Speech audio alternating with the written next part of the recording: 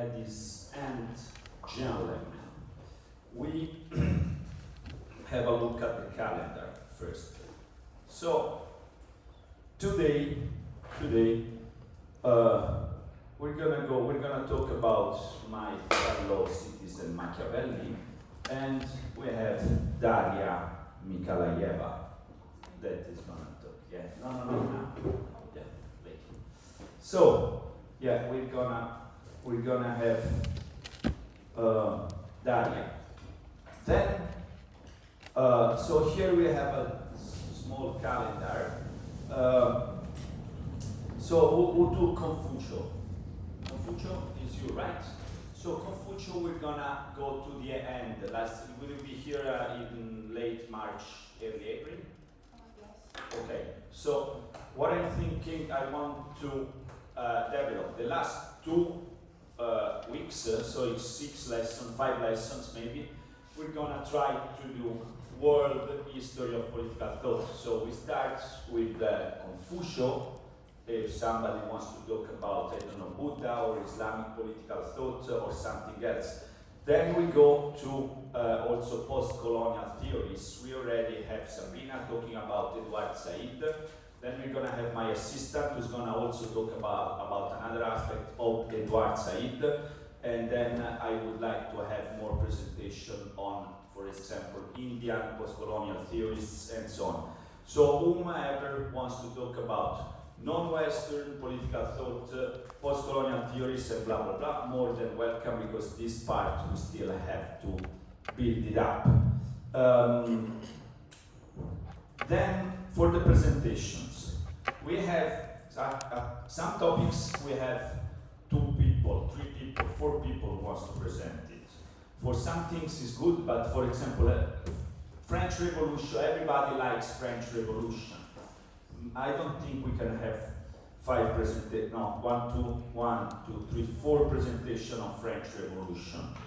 So maybe either Milana or Lou or Sharon, one of these can move to American Revolution. But American Revolution we already have 2 or what? 1. This done. So long name, but it's just 1 person. Daniel Tigersen Bangansen. Yeah. Okay, so maybe one from the French Revolution can move to the American Revolution. You think about it and you let us know. Okay, then Industrial Revolution. Marx is good to have 2 because it's very complicated topic. Max Weber is we can have 2, yes.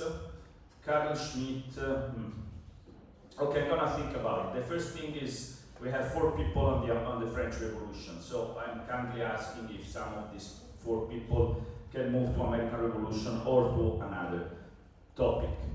Then this calendar we're gonna put on a Google Doc and we're gonna share the Google Doc in your WhatsApp group. Okay, so you can always look at it.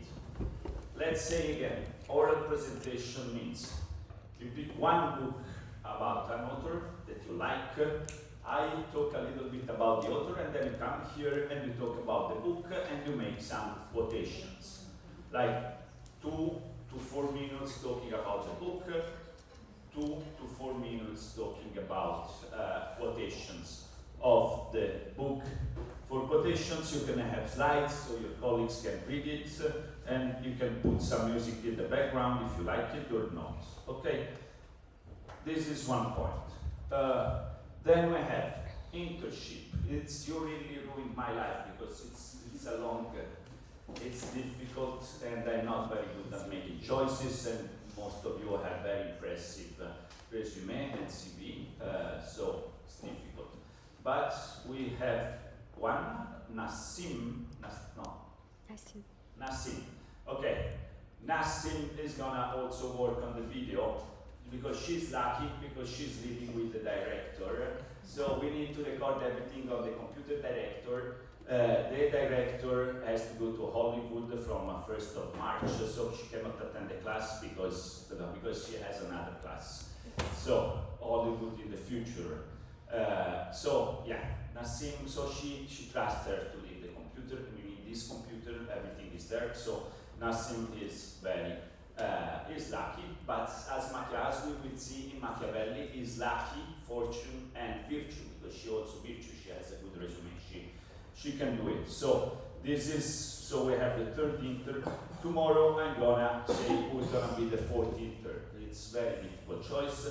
And I'm also looking for another task. So maybe I can give a 5th internship, which is a task on doing the index of a book we're doing with the Oxford University Press. So I hope I can take this and give to an intern. This will be making the index. So New is working on a translation, and another intern is going to work on the index of a book. The problem is that I still have 29 people who applied that cannot be satisfied because we have many requests. So let's get back to what we said yesterday. Yesterday we talked about the end of antiquity. We talked about the end of antiquity. So the end of antiquity. How did antiquity end? When? How? What happened? In the year 0 with the rise of the religion of Christianity. Yes, but we can be better. It's a point, but we can be better. Others? Yeah. The declaration of the Republic and principles, and then the ascent of Rome, and the attack by the barbarians of the north. Yeah, exactly. Your ancestors came from north and destroyed our civilization. Yeah. Yes, exactly. More precisely is historically we have the barbaric invasions from the north. It's not your ancestor. Actually, it's the Germans. It's the German populations. They destroyed our civilization and conquered us. And indeed, we still live under the Germans because in the European Union, all the decisions are made by the German. Happily, yesterday the Nazis didn't won the election again because in this case, you know that in history things can end up bad. So the barbarians came up from the Germany, and in the year 476, they killed the last emperor of Rome, which was just 15 years old because the previous one was also killed, which was called Romulus, like the first king of Rome when the Rome was founded for the first time. 500 years before Christ, it was founded by Romulus, his first king who killed his brother Remus. So Romulus and Remus, he was the first king of Rome, Romulus, before that Rome became a republic, and the last emperor 1,000 years after. So, they spent 1,000 years, not bad at all. Indeed, they created the basis of our legislation.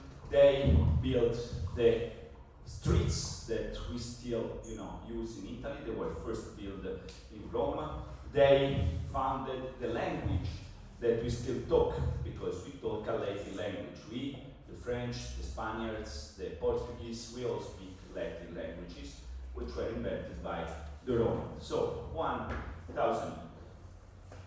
So historically we have this sack from the barbarians, but for ideas, as she said, for the ideas, there was also, we had the huge power of the Roman Empire, but from the year 0, another power started to grow up, another very strong political institution, which was the Roman Catholic Church, still alive, also 1,000 years, not bad. No, sorry, 2,000 years. 2,000 years, not bad. So St. Peter started this, this new, let's say, political party, which had many fellows. Why they had many fellows? Because they had new good ideas. It was the first doctrine, Christianity, let's say all men, all human beings are equal. They're all entitled to enter in the kingdom of God if they behave well. So Christian citizenship is the first equal citizenship for all. Everybody can get this membership, you know. This was not the case before, because, for example, the Bible of the Jews is the Bible of the Jews. It's closed. You can be Jewish if your mother is Jewish. You can be protected by the God Yahweh, who was the God also of Jesus Christ, because Jesus Christ was Jew. Only if you are part of the Jewish people, so it was good. Christianity is the first, ideology, citizenship that is open for everybody. So this was profoundly revolutionary. And as every revolutionary thing, it was persecuted. The Roman Empire did not allow, it was illegal. They persecuted, but the strength of the first Christians is that they say, yes, kill me, because I believe in my ideas, I believe in God, and I know that I will go to heaven. And so this was very impressive for everybody. They say, oh my God, these guys are ready to die. And so the Catholic Church started to grow and to grow and to grow and to grow and to grow. And at the end, Emperor Theodosius made Christianity the first official religion of the Roman Empire. So, with this moment, with the Germanic invasion, we enter a new era, a new moment in history, which also spent 1,000 years and which we call Middle Ages. Is the medieval era, Middle Ages. Middle Ages is dominated by one great important political institution, which is the Roman Catholic Church, in which for all the Middle Ages we thought that the political power came from God. So you were king for the will of God. You were a king because God had chosen you. You were a king for the will of God. This, it's long story. So you're the king, you have political power for the will of God. But who knows what is the will of God? The church. So you must have the Pope who gives you the crown and say, yes, God wants you. So we have this domination, and so we have to understand that for all these years, politics was subordinated to religion. The political institutions were consequences of the religious institution. Political ideas were the same thing of religious ideas. So the point was, to make a political choice, you have to debate in religious terms. I have to make this political choice tomorrow. So what is good according to the Christian doctrine? What is good for the Christian morality? What is the right thing to do that God would approve, that is in line with the Bible?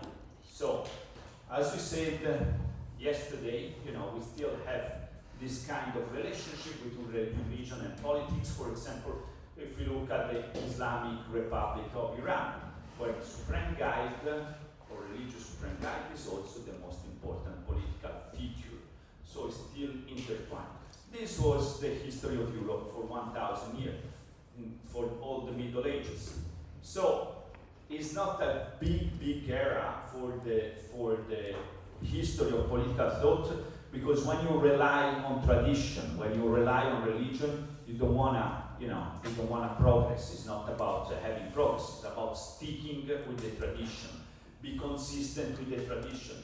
Be consistent with what is written in the Holy Bible.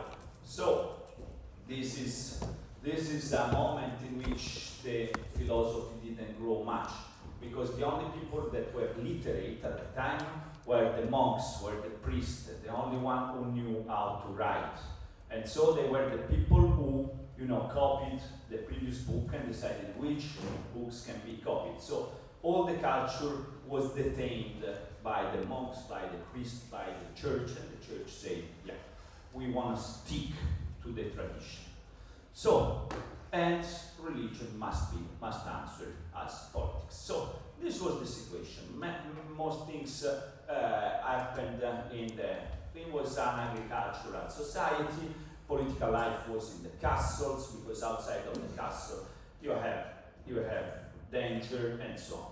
So we have this long story.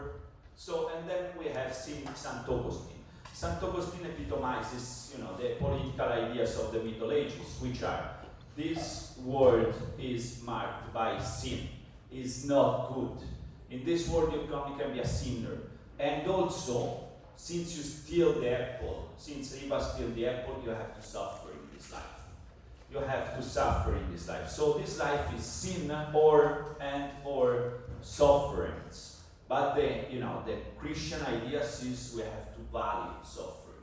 We have to accept suffering, we have to value suffering, because this gives you points that after you die, you have these points, you go to St. Peter and get access to the city of God, as St. Augustine said. So the perfect republic, the perfect form of government is not possible in this world, because this world is corrupt. It is not worth to do, big political ideas, big political things, because the perfect world, the ideal city that Plato was looking for, is in the heaven, is the city of God.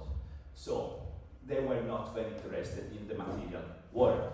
And St. Augustine epitomized this, which say is not important to talk about politics. Politics is only a consequence of religion. So what happened is that this was, 5th century after Christ, 6th century, 7th century, 8th century, 9th century, 1100, so for 700 years only this.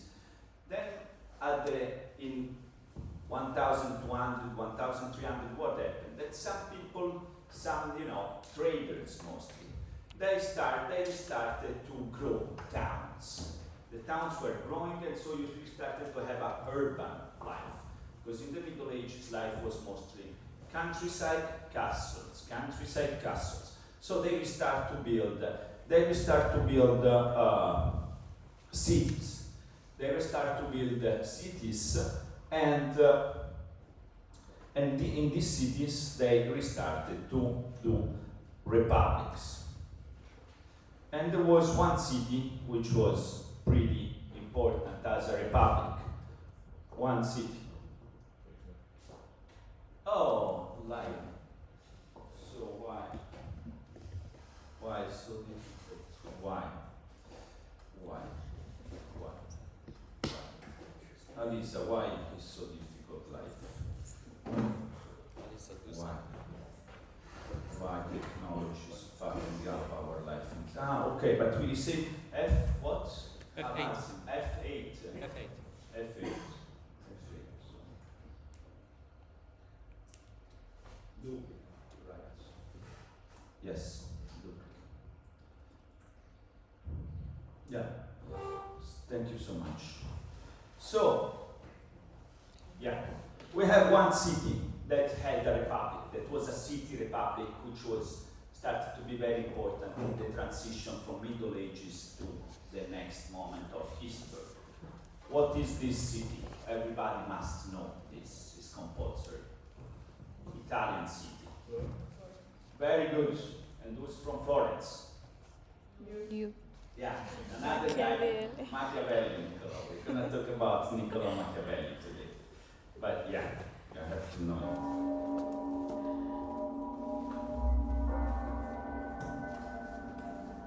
Niccolò Machiavelli, 16th century Italian diplomat, political thinker, arch value.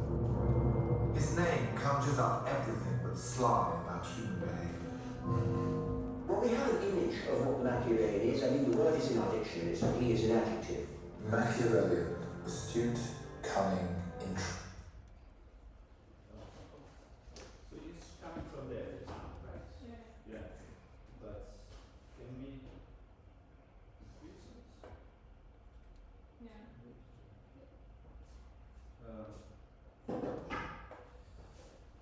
So,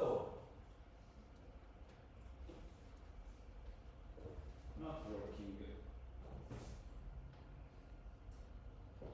Not working. Today we have big problems with technology. Why is it not working? With the internet. Because of the internet. Good answer. Okay, let's plug my computer. And let's see if it works. So.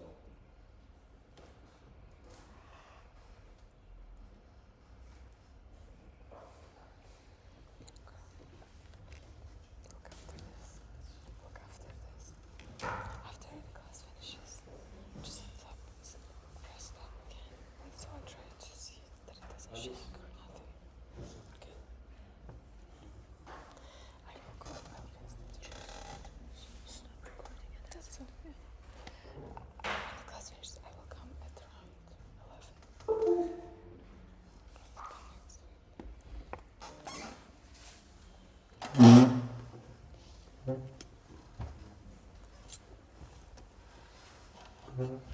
Just a little. This is fine. This yes, there are also a few others.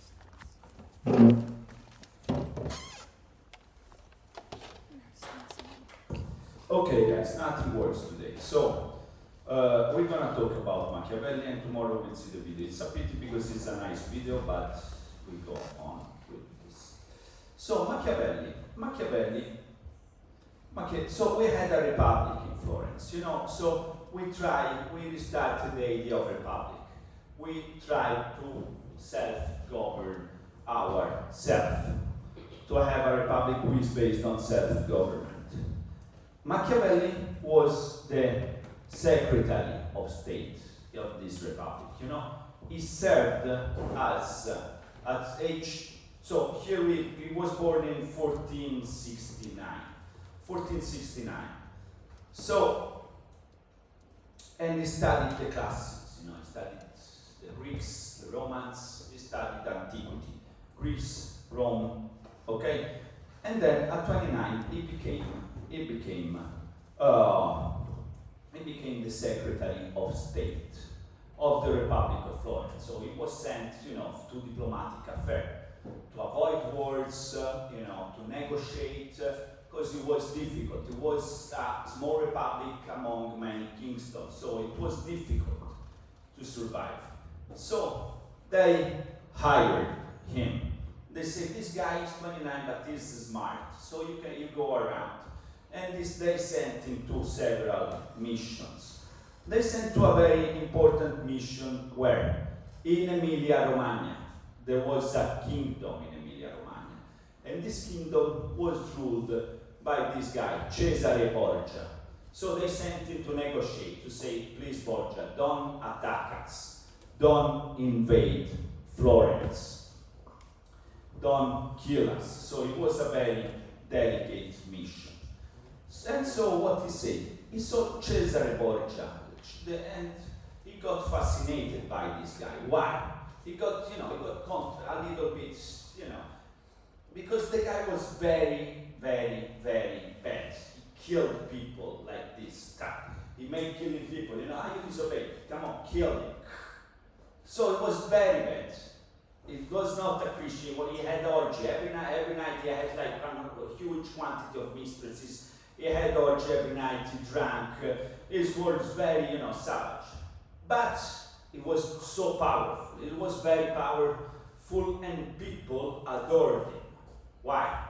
Because he killed all, before they had in this kingdom of Emilia-Romagna, was a pretty big kingdom. They had many magistrates, local governors and so on. They were all corrupted, but Cesare Borgia said, make them kill all and put honest people. And he improved the life of the people, he improved the economy, he enlarged the state. You know, so it was pretty fascinating. Then they said, but this guy is immoral, is bad, is cruel, but he acts in the interest of the people. The people love him because he got, you know, the state more and more powerful.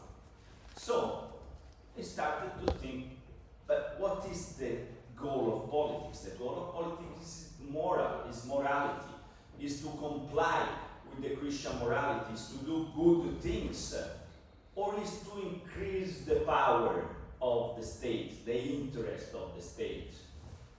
Is politics about doing what is right, or is about doing what makes more power, what, you know, improve the well-being of everybody? So he started to think about this thing. He started to think, what is politics? And he said they're not sure that politics is about doing, comply with what the religion say. It's not to comply with the moral values. Something different. He started to think, you know, about this. After this fascination for Cesare Borgia, I also read a novel right now, which is called Il Trono. I don't know what's in English, but this novel is very well documented about Machiavelli going to Emilia Romagna to meet Cesare Borgia. Very good description. What he says in this book, this historian think that he became the lover of the girlfriend of Cesare Borgia, who eventually got them and made kill the girl. So he even hated him so much, but he was fascinated, but he hated him, but he was fascinated. So this was, you know, the trigger of thinking and thinking and thinking. So he was having a good diplomatic career, but the Republic of Florence ended at a certain moment. I don't know if you know the history of Florence, but what happened in Florence is that the Medici family took power. The Medici family at a certain moment took power. Who were the Medici? The Medici founded the first and most important bank in Europe. So they had a lot of money.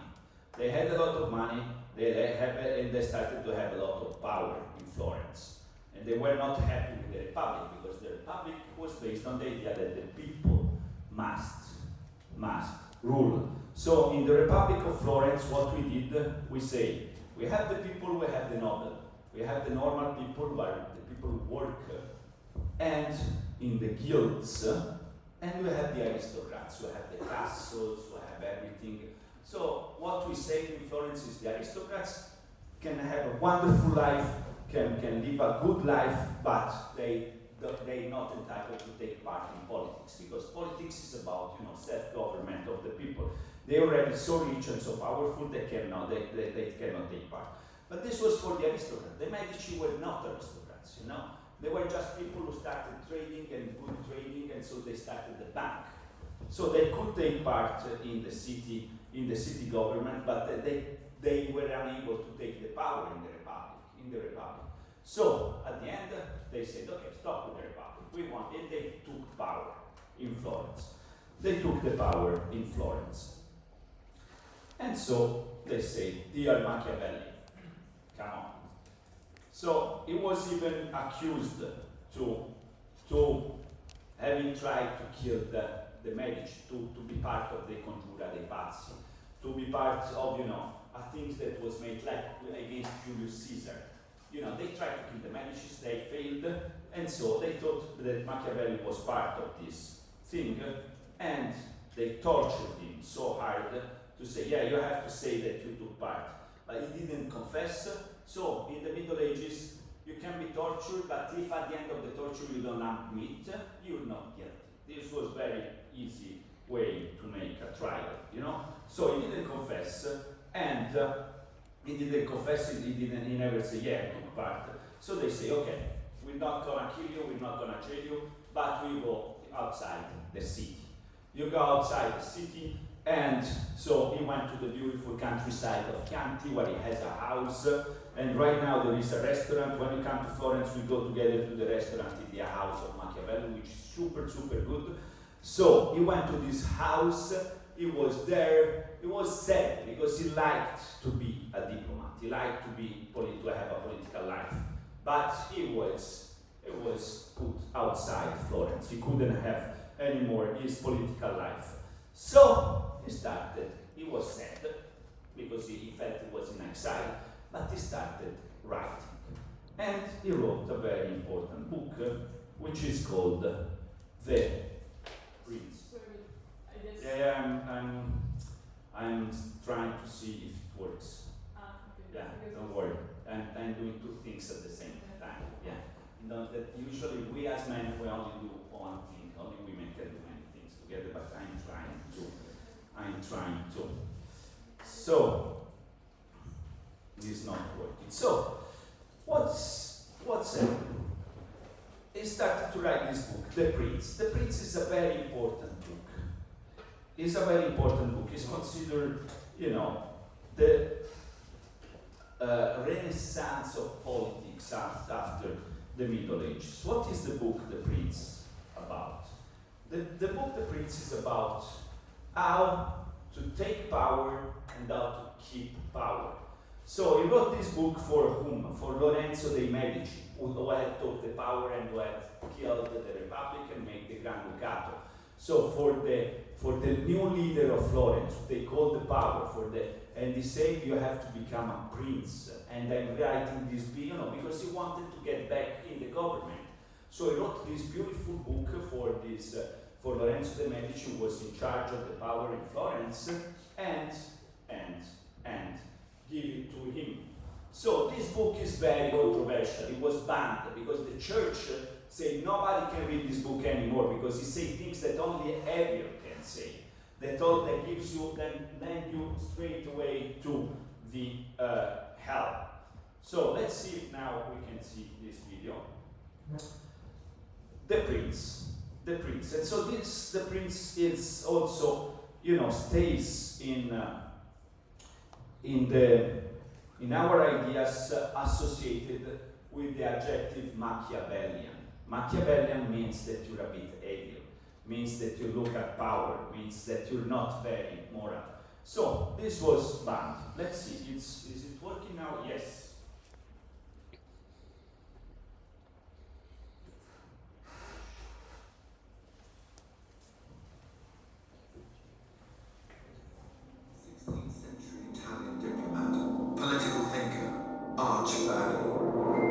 His name conjures up everything that's sly about human behavior.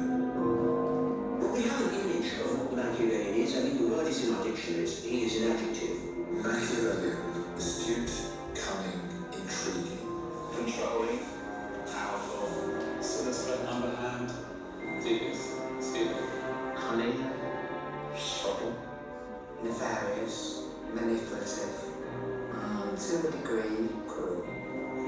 Peter Bones regularly gets described as Machiavellian. I was regularly described as Machiavellian. And it's all because of this, The Prince. Written 500 years ago, it's about power, how to get it, and how to keep it. It can be said of men that they are ungrateful, fickle, liars, and deceivers. They shun danger and are greedy for profit. Therefore, it is necessary for a ruler who wishes to maintain his position to learn how to be able not to be good. Machiavelli wrote The Prince in 1513. It was shocking then, and it's shocking now. It's almost as if his name itself, Macchi evil, it just lends itself to a form of demonization. Chapter 17, of cruelty and mercy, and whether it is better to be loved than feared, or the contrary. There's actually nobody in history who's had more influence on modern affairs, on politics, than Niccolo Machiavelli. So what are we to make of The Prince on this, its 500th anniversary? How useful and relevant is it today? One of the most important books ever written, and a really useful how-to guide for contemporary reality. Was Machiavelli right? Should we all learn how not to be good? Is it better to be feared than loved? And who are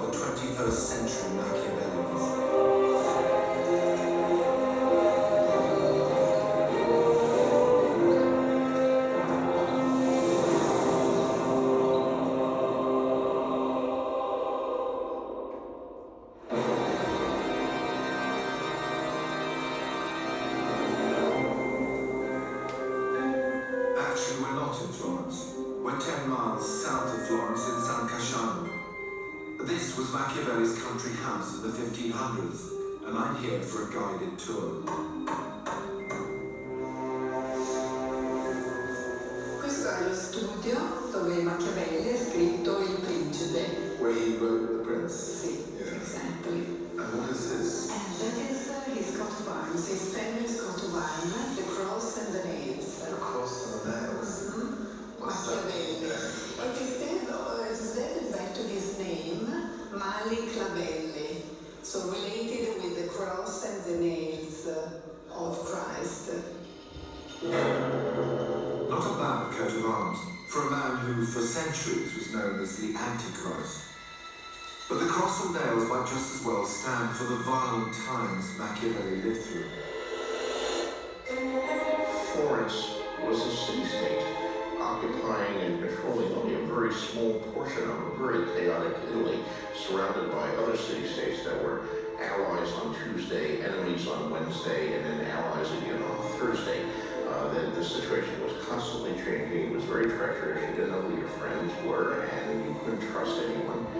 So they had to be clever. Before he wrote The Prince, Machiavelli worked here at the Palazzo Vecchio in Florence.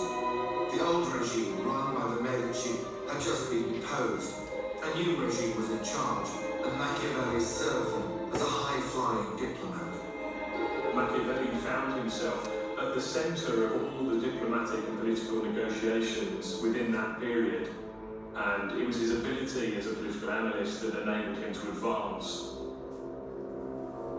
But just when things were going so well for Machiavelli, the Medici returned to power, and events took a dramatic turn. Events that would ultimately lead to the writing of The Prince. He was falsely accused in February of 1513 of taking part in an anti-Medici conspiracy, and he's horribly tortured, and then he's thrown into prison. There aren't many documents relating to Machiavelli at this time, but this year, British historian Stephen Milman discovered one of the most important of all. He was researching Florentine town criers when he stumbled across Machiavelli's arrest warrant. Florence was an incredible place for collecting documents, and partly because they didn't trust each other. Where are we? There you go. Oh, there we go. So this is it. So you just happened to... I ordered this particular volume, and this was the one that contained the original proclamation that was carried through the city by the town crier, and that they actually would have read and held whilst on horseback through the various places where these proclamations were made. You see there's a little hole in the middle where they put them on a spike for record keeping.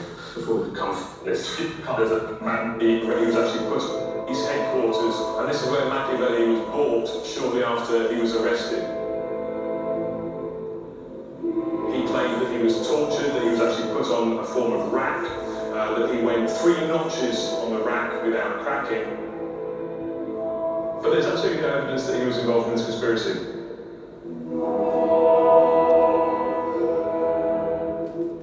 But he has a stroke of good fortune as well, which is the next month, the Pope, Julius, dies, and the Medici acquire the papacy, Leo X. And he declares great rejoicings in the city and an amnesty, and so Machiavelli is freed. But he was in effect banned from the city. He was sent out to his farmhouse and kept under house arrest. Rather like being on probation, he had to remain within a certain distance of the city, and that's where, in his study, he began to write what we now know as The Prince. And here he is.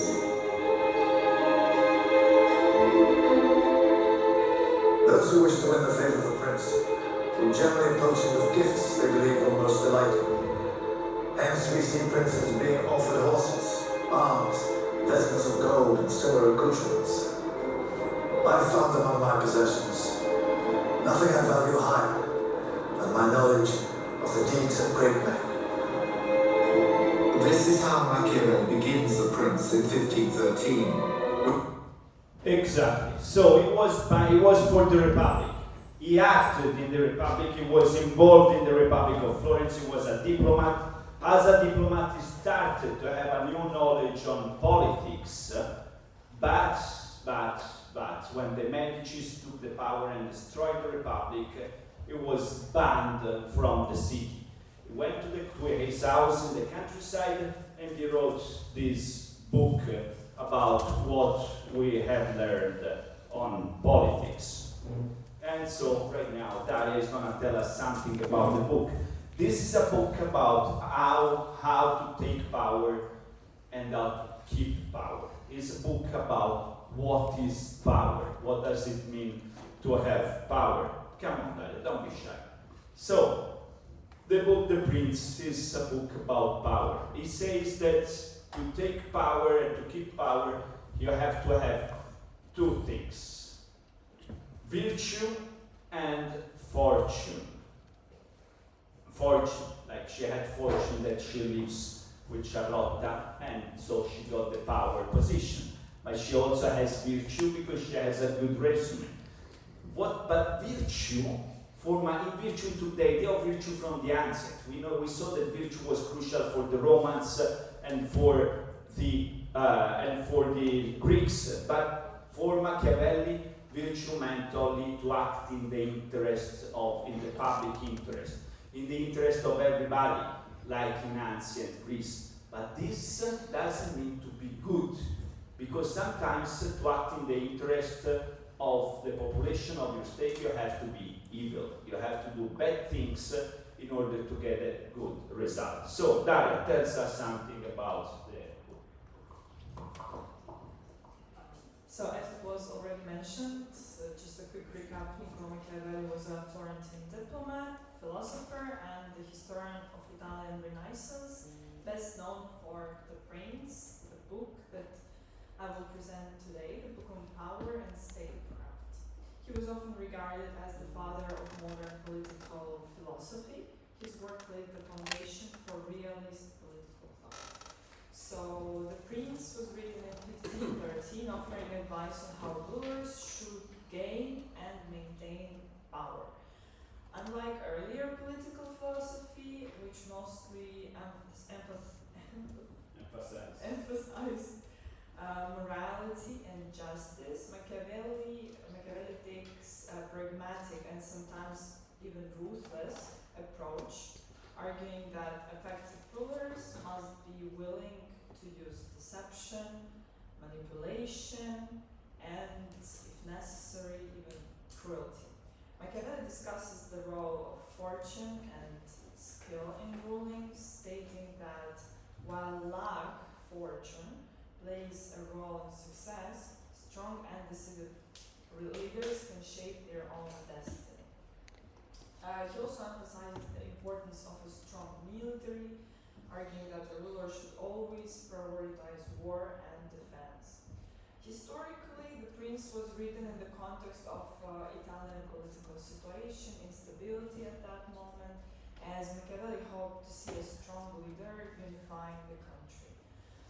Though criticized for its apparent cynicism, the book remains one of the most influential works in the history of political philosophy, shaping modern ideas about power and leadership. So I have a few quotes on different topics today. And firstly, I would like to present a few quotes on power and leadership. And the main one that was mentioned in the video, that is from chapter 17 of Cruelty and Clemency and whether it is better to be loved or feared. The quote states, "It is better to be feared than loved if you cannot be both." This is one of his most famous sayings, arguing that fear is more reliable means of maintaining power than love. The next one is, "He who wishes to be obeyed must know how to command." Here Machiavelli reflects on the necessity of authority and decisiveness in leadership. He was also emphasizing the idea that is a paraphrased concept, not a direct quote, that ends always justify the means. He never explicitly said that, but The Prince frequently argued that rulers should use any necessary methods to achieve and maintain power regardless of morality.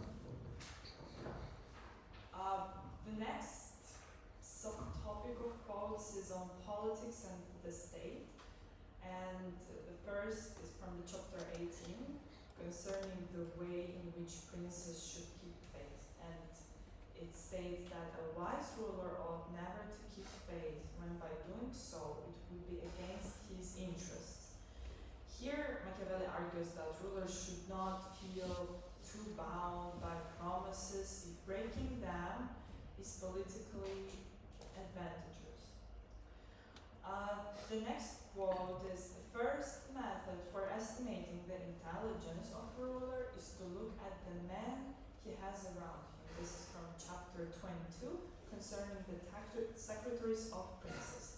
And the main idea of this saying is that rulers' success depends on the competence of their advisors and ministers and people surrounding him. The next one is war begins when you will, but they do not end when you please. This is from chapter 14, that which concerns a prince on the subject of the art of war. And here, Machiavelli emphasizes the unpredictability and long consequences of war. In other words, the wars can start whenever you want, but they do not end as easily as you would like to. And the last are the quotes on human nature and fortune. The first quote is again from chapter 17 that was already mentioned. It states that, speaking generally, men are ungrateful, fickle, hypocritical, fearful of danger, and covetous. I don't know this word. It's like again, but okay. This is from that time. So in The Prince, Machiavelli presents a more pessimistic view of human nature, suggesting that rulers must anticipate betrayal and selfishness. And the last quote is very controversial today. This is a metaphor, and it sounds like fortune is a woman, and if you want to keep her under, it is necessary to beat her and force her down. It illustrates Machiavelli's belief that fortune, or luck, must be actively controlled through bold actions. So, in summary, The Prince is not a guide to morality, but a realistic analysis of power. It teaches that politics is often ruthless, and that leaders must adapt to survive. To some, it might be viewed as a handbook for tyranny, by others, a realistic study of leadership. Either way, its influence on political thought is undeniable. Thank you. Thank you very much. Very good. Very, very good. And yeah, very good presentation. Thank you. So The Prince. The Prince is a political treaty. It's a political treaty on how to take power and how to keep power. He wrote as a gift to Lorenzo de' Medici, the new ruler of Florence, who banned him. But he gave him this book, because he wanted to be called again at government. And he said, this is all what I learned. This is a gift for you to be a good prince. To be a good prince. So Machiavelli liked the Republic. He was a Republican. But he liked more politics, more power. So you killed the Republic, but I want you to be a good ruler in the sense of effective. So his dream actually was that Lorenzo de' Medici, Lorenzo il Magnifico, could unify all Italy in a single kingdom. Because Italy was divided between different cities, city-states, realms, and so on. Everyone at war with each other, and they wanted to end this. So he hoped that this book, The Prince, could help Lorenzo de' Medici to build not only the Granducato di Toscana, the Tuscany Grand Ducate, as he did, but to put Italy all together under a single ruler, under a single prince. This was his hope. This is why he wrote this book. This is why he wrote this book for Lorenzo de' Medici, even though Machiavelli was a Republican. He liked more the Republic than the Principate, than the kingdom. But he gave it to Lorenzo de' Medici because he also wanted to see Italy unified. It doesn't matter if it's a republic or a monarchy, but he wanted to see Italy unified. So he wrote this book.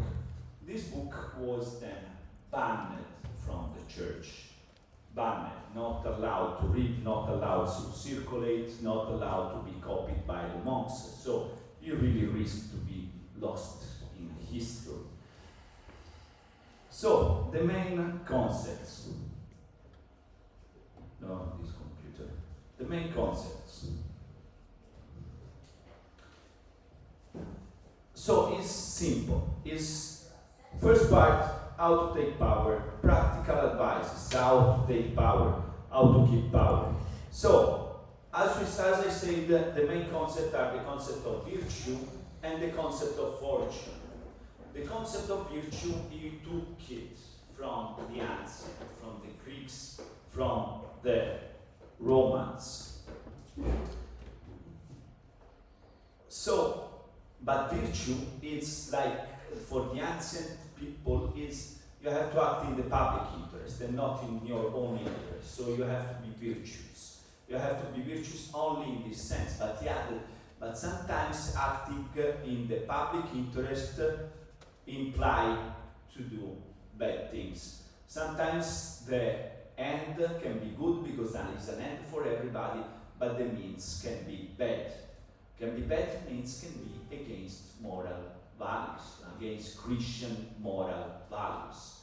But acting in virtue means, you want to do the good things. So maybe sometimes to act in the public interest, you have to do a very, very, very bad word. You have to do very bad things, you have to put in jail somebody. But if you do in the interest of the state, in the interest of the community, this politically is good. Politically is good, morally is bad, politically is good. So it's important because it started to separate politics from morality and to identify politics as an autonomous field. Before, it was completely interlinked with religion and with morality. Machiavelli is so important because he started to say, politics is autonomous to moral because it obeys to the lay of power, to the lay or to the laws of power, to the laws of the state, to the interest of the state, to the interest of power, not to the interest of moral values. So he started to define politics as an autonomous realm. So you have to, to act with virtue. You have to act in the public interest, and also you have to have fortune. Means you have to have the fortune to be in the right historical moment, at the right historical point, in the right historical place. So sometimes, it's not, you can be very virtuous, but you can be unfortunate. It can happen that you're in the wrong place at the wrong moment. So this is the new thing, the main concept. So he said you have to be a fox and you have to be a lion. You have to be smart and you have to be feared. So it is better for a prince to be loved or to be feared.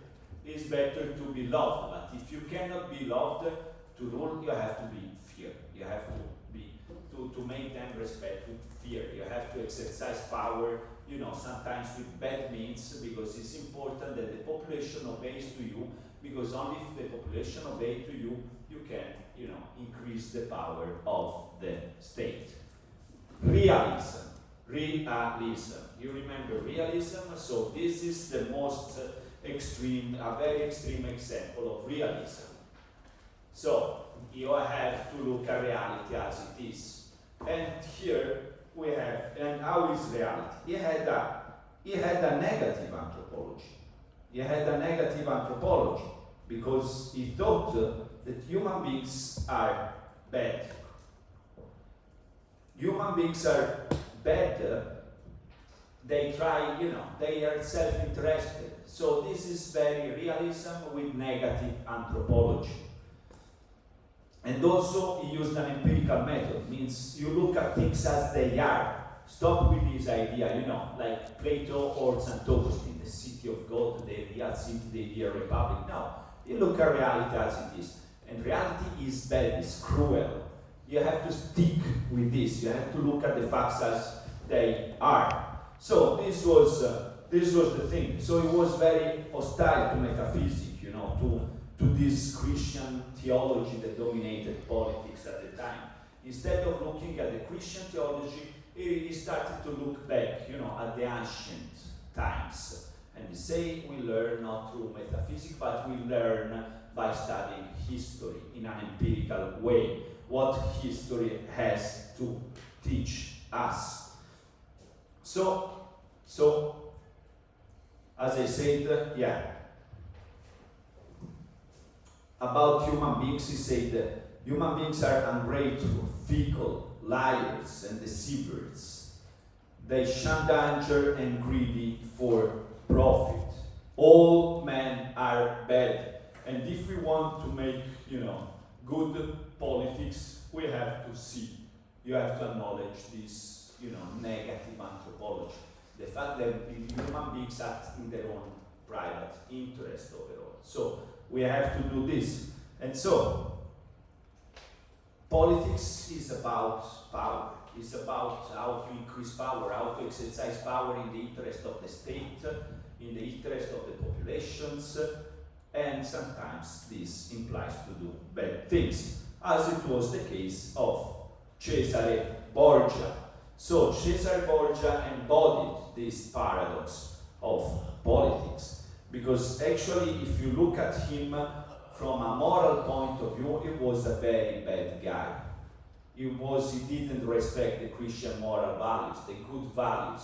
But if you look at him politically, he was a guy who improved the power of his state, improved the power of the well-being of his population. So morally is bad, politically is very, very, very good. So this is the paradox of politics. This is the foundation of modern political science, because it's the foundation of politics as a separate realm from other things, especially from morality and from religion. So this is the thing.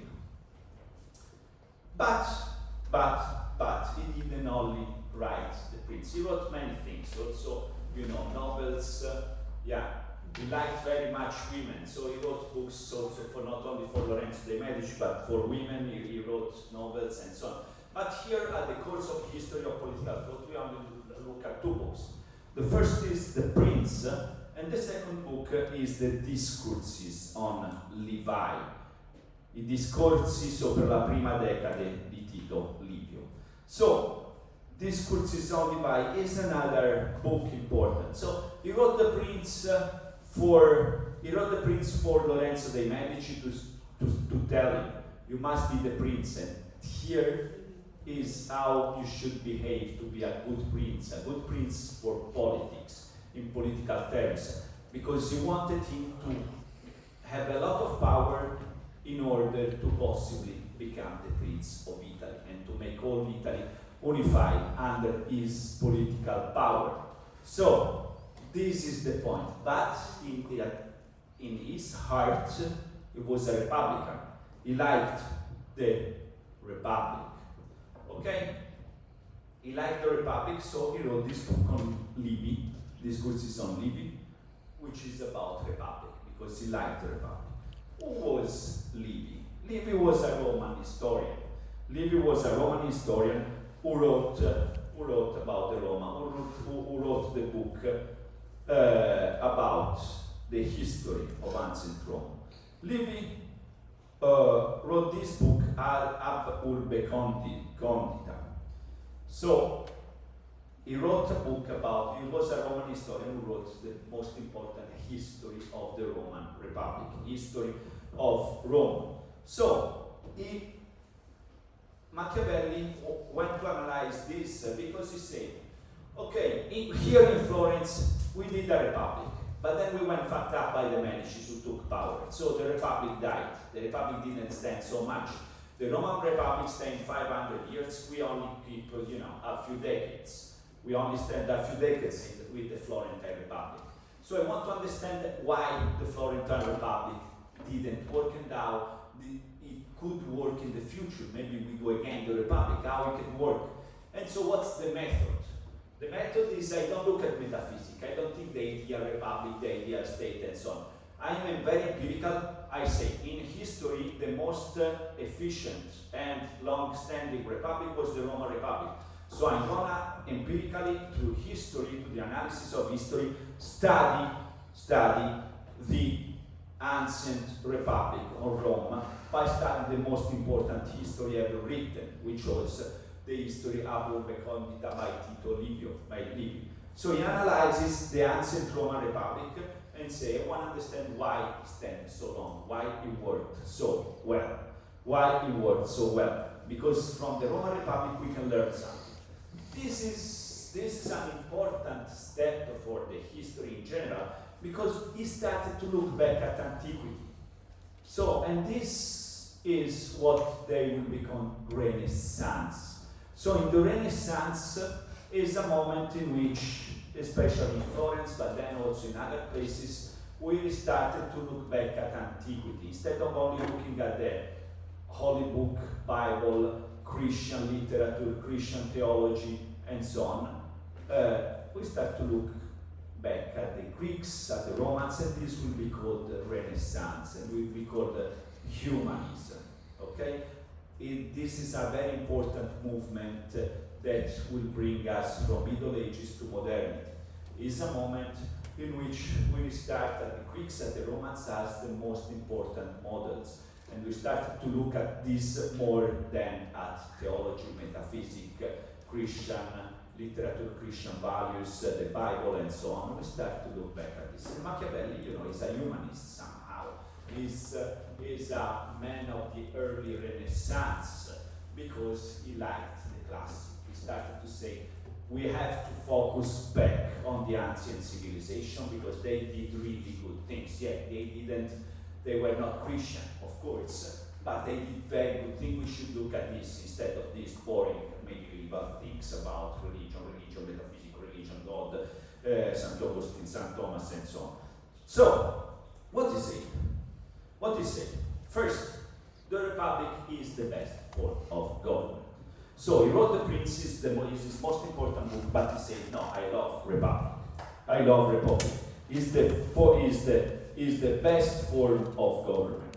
So he said, why the Roman Republic worked so well? Because he put let's say, it took people into the government. He always acknowledged the role of people in the government. He said the government, you have in the government you have the patricians, but you also had the plebeians, and there was constant conflict between these two classes. But none of them was never excluded from the government. And the conflict between these two classes produced a situation in which the institutions can evolve. So Machiavelli believed that the nobles and the princes tended to confuse their liberty with their ability to dominate and to control their fellows, even with the use of violence and weapons. So in his opinions, aristocracy could have become a direct threat to republic. He also guided the masses were, in opposition to aristocracy, more concerned with protecting themselves and their freedom against the oppression and the abuse from the more powerful. He concluded that the masses were better than aristocracy, and he wrote that a people is more prudent, more stable, and of better judgment than a prince. So in his opinion, political institutions guarantee patriotism and participation and prevent the will of aristocratic to overthrow that of the people. So what he saw in the ancient Roman Republic is that the plebeians, the people, always had some kind of power. How?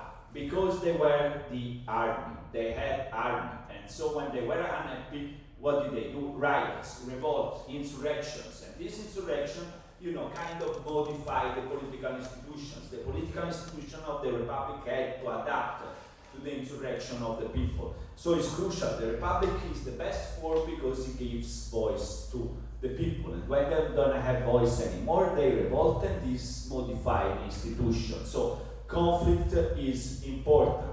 And as you remember, Republic is absence of domination, is the art of not being dominated. And for not being dominated, you have to give voice to the people, to the masses, to the workers, in order not to give all the power to the aristocrats.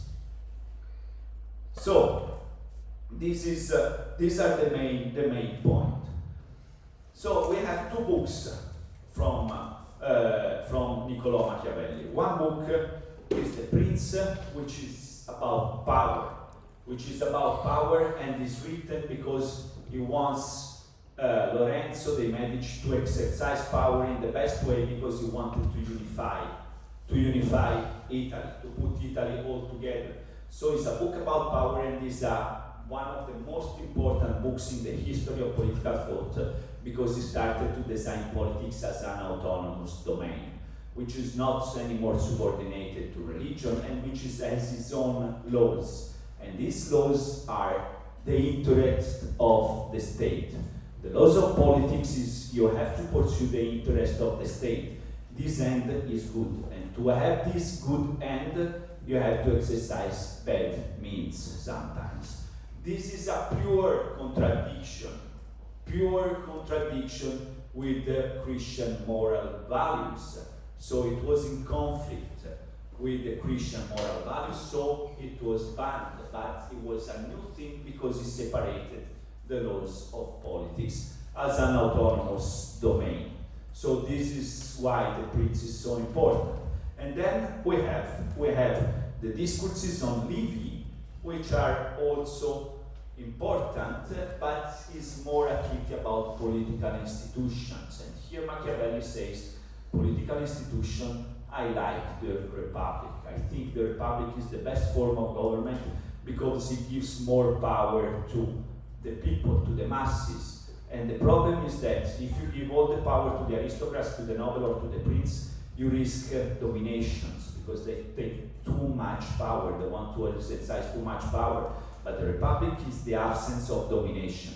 And they say the Roman Republic was so good because you have this ongoing conflict between patricians and plebeians, which continuously renovate and transform the institutions of the Republic. So he liked very much the ancient Rome, the ancient Republic of Rome, because there was this, transformation, this adaptation, this dynamic political institution which changed according to the conflict between the two parts of the population. So let's go on with seeing something about the Prince, if it works. With a dedication to Lorenzo the Magnificent, the young Medici ruler, it was a blatant attempt to suck up to the new regime. You need me, he said, because I know the secrets of power. The book is, in essence, a job application. We have here the Prince, a manuscript, as you see, is beautifully illuminated, and he's datable about 1520s, and he's in the hand of the closest friend of Machiavelli, Biagio Buonaccorsi. Is one of the most eldest copy, absolutely, ever. And as you see here, Niccolò Machiavelli addressed his book to Lorenzo the Magnificent, and here you have no title. So the book is without title. The Prince is the title. The editors gained the book when the book was actually published 5 years after the death of Machiavelli. This is another fascinating detail of this book. So the prince wasn't actually called the prince, and there are more surprises too. Well, the first thing you notice if you pick up The Prince is that it's an extremely short book. It runs to only 90 pages. It's a book really about two things. One is how to gain power, and that's what the first half of the book is about. But the rest of the book, and the real interest for Machiavelli of what he wrote is how do you hold on to power once you've got it? I find it more fitting to seek the truth of the matter rather than imaginary conceptions, because how one lives and how one ought to live are so far apart that a ruler who persists in doing what ought to be done will undermine his power. He says, I am trying to write something useful, utile. And so, what I say in this book departs massively, the Italian says massimo, it departs massively from what anyone has ever written on this subject. So he knows that it's a revolutionary book. The intent of the book was to be a guide, a kind of handbook for politically ambitious leaders. You can play the game for good or you can play it for ill. For Machiavelli, it's more important to play the game well than to be morally good. Chapter 18 of the need for princes to keep their word. Everybody knows how commendable it is for a ruler to keep his word and live by integrity rather than by cunning. And yet, experience shows us that rulers with little regard for their word have achieved great things, being expert at beguiling men's minds. The first generation who opened this book, if they came to chapter 18 and read it, they would have been astounded by this. In Roman law, there is a maxim which says, good faith must always be kept. You must always keep your promises. Fides sit servanda. And that chapter was, I think, the one that gave it its most sinister reputation. A prince must be a fox to spot the snares, and a lion to overwhelm the wolves. Those who rely merely upon the lion's strength do not understand this. Therefore, a prudent ruler cannot keep his word, nor should he, when it would be to his disadvantage to do so. If all men were good, this rule would not stand. But as men are wicked and not prepared to keep their word to you, you have no need to keep your word to them. He knew very well the nature of human beings and how they behave or not behave. So he is a man who is used to be in the world. Those best able to imitate the fox have succeeded best. But foxiness should be well concealed. One must be a great feigner and dissembler. A deceiver will always find someone willing to be deceived. What's interesting about the book, it's a bit like it says, we've inherited an idea about human nature from Christianity and classical humanism. And this idea of human nature is encouraging us to be good. And what Machiavelli is saying is, what about if we thought differently about this? What about if we thought that vices and virtues were things you could use to survive? If a ruler wants always to act honorably, surrounded by many unscrupulous men, his downfall is inevitable. Therefore, it is necessary for a ruler who wishes to maintain his position to learn how to be able not to be good. To any Christian leader of Machiavelli at the time, they're going to say, well, you're forgetting the day of judgment. On the day of judgment, all your sins will be revealed, and you will very much wish that you hadn't behaved like that. Now, Machiavelli pays no attention to that. That's a huge silence in the book. It's just not there as a consideration. The book is predicated on the assumption that the idea that your sins will find you out is a childish superstition. They will not find you out. So, let's close on Machiavelli today. So what do we have to remember about Machiavelli? He started the new things. He started new things by adopting a realist method. So we have seen with Plato and Aristotle the difference between idealism and realism. Realists say, let's look at reality as it is. Let's not design the perfect republic, the perfect situation, the ideal world. Let's look at reality. Let's look into reality as it is, because we can do politics only looking at reality as it is, not as it ought to be. Okay, so it's realism. It's a very important realist thinker. And as a realist, he has a negative anthropology. So when you talk about politics, you always make implicit assumption about how human beings are.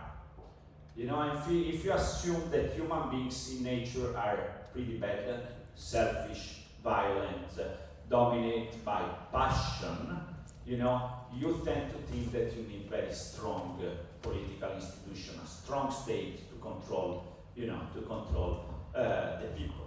If you think that human beings can be good, are good in nature, you tend to be more, you know, more liberal, you tend to be that, for example, you tend to say an anarchic society without government is good, because what makes human beings bad is society, injustice, economic domination, bad power, corruption, and so on. But if you leave them without the political power, without the constraint of current society, they will be good. So an anarchist society, communist society without the state, you know, lower government, less police, blah, blah, blah, is good. So positive anthropology, you tend to be more liberal, you know.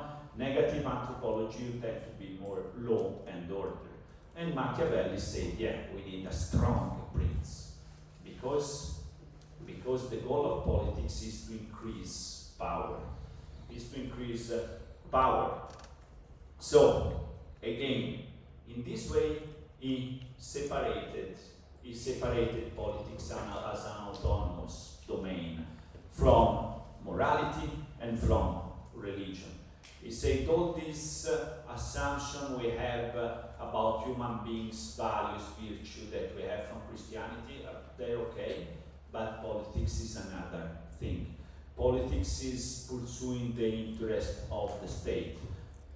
Politics has the goal of increasing power, because through increasing power we increase the well-being of the population. So acting with virtue is acting in the public interest and not in the self-interest, but acting in the public interest sometimes means to do something which is against what the church says, what morality says, and so on.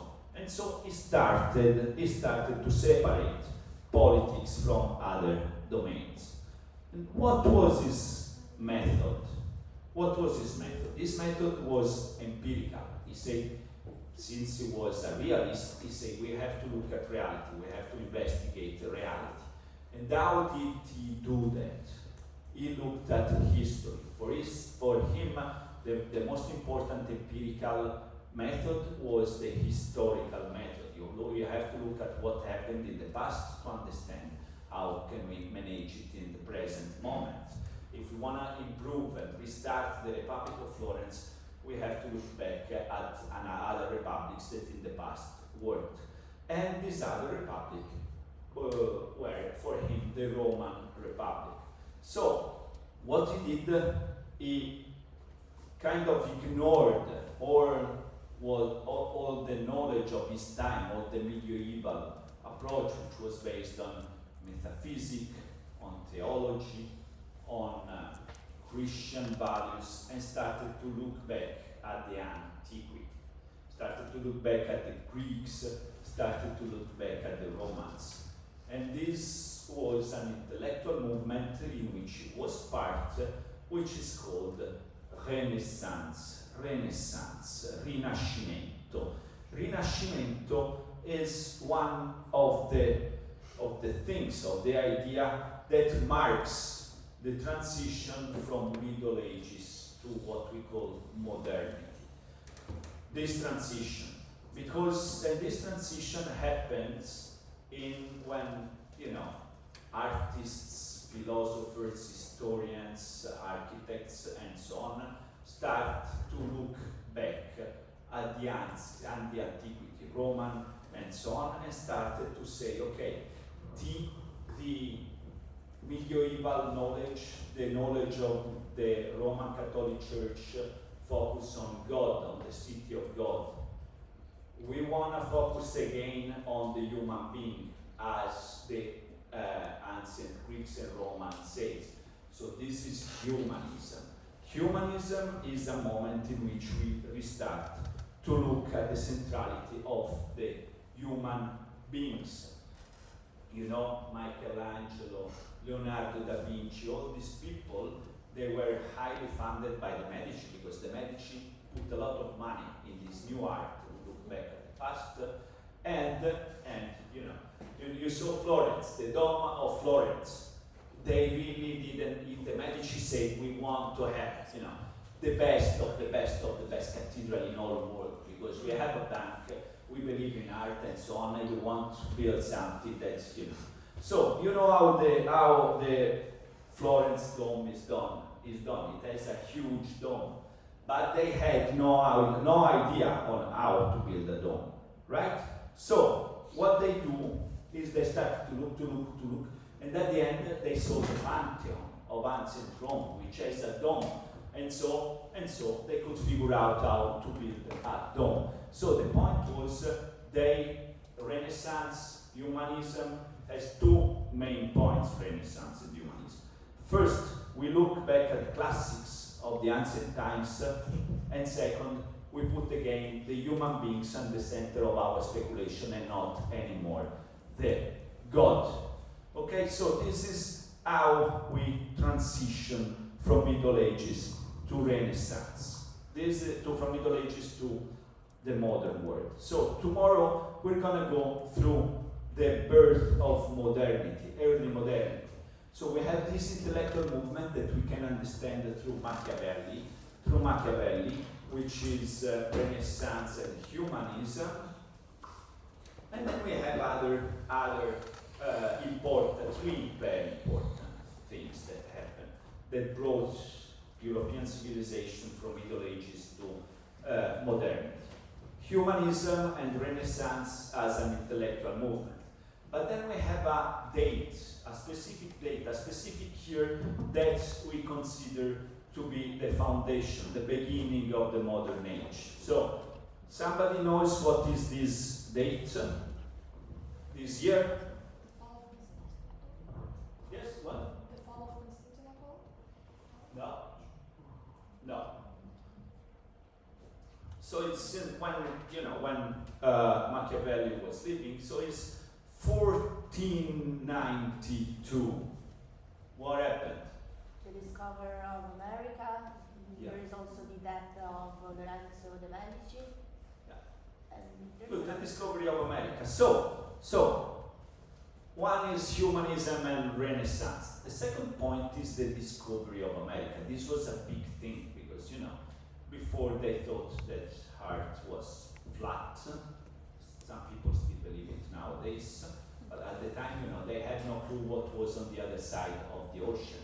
They had no clue. They thought that Europe was the center of the world, and the world was small. So this was a big change. The discovery of the new world, it's a big change. And also, you had the start of the scientific revolution, which also made a big step forward, because that Galileo Galilei said, look, is the world who goes around the sun, and not the other way around, not the sun that goes around the world as the church says. The church said, yes, Galileo, very interesting. Now you go to jail so you can go around, your room and so on. Because this was, a big crisis for theology, for the theological assumption. The fact that the world didn't end with Europe, and that the world was going around the sun. So we have humanism and Renaissance. 1942, the discovery of America, and the scientific revolution. Galileo, Descartes. Also, there was a guy who made a very important thing. This guy was called Gutenberg. You know what he did? pressing machine to print papers and books and literature? Very good, very good. Yeah, exactly. So they invented the printing machine. Big, big difference, because until that moment, the only people who know how to read and blah, blah, blah, blah, blah, were the monks, were the church. So printing machine puts, make new circulation of knowledge. Big, big, big, big change. And they started to put knowledge outside the church. Printing machine also was very important for a fourth point that brought us from Middle Ages to modernity, through printing machine. Another very important thing in the domain of religion, and you surely know this point, what happened also in that centuries, in the 16th centuries. Also thanks to printing machine. Okay, so we had, what was the main institution in the Middle Ages, the main political institution? Church. The church. What happened to the church? You have the religious reform. Yes, very good. So this guy, Martin Luther, said the church is corrupted. The church is corrupted. Why? Because the church was saying, these words, shit. City of God, beautiful. So now you suffer, but you have to accept your sufferance, your behavior, and blah, blah, blah, blah, blah. You have to behave according to our moral value, to what we say. You have to accept your suffer, but then after you die, you go to the city of God. But if you give us money, indulgenze, you can go. We're gonna buy you a ticket for this, okay? Luther was pretty angry because he really believed in things. He read the Bible and he said, yeah, I'm reading the Bible, but I don't see where it's written that if we pay indulgence, then we go to heaven. No. So he said, okay, let's stop with this bullshit. And they started to print the Bible, not in Latin, not in Greek, but in German, and to distribute to people. And to say, yeah, you can also talk directly to God. You don't need a priest, You can have an individualistic approach to God. So big, big thing. So started of brutal religious wars from 1520. But so, we have the Reformation. So the main important political institutions split. We have humanism, Renaissance, who started to say, yeah, let's look back at antiquity, classical world, let's put back the human being at the center of our speculation. We have the scientific revolution, and we have the discovery of the new world, which symbolically we consider the start of the modern era. 1492, the start of the modern world. Then in the last 2 weeks, we're gonna see how post-colonial theorists analyze this, because they say you Western countries, Europeans say 1492 is the beginning of modernity, but actually it was an act of colonization and you genocided all the Indian population all over there. So let's rediscuss this point. So thank you very much for your attention. Tomorrow we start with modernity.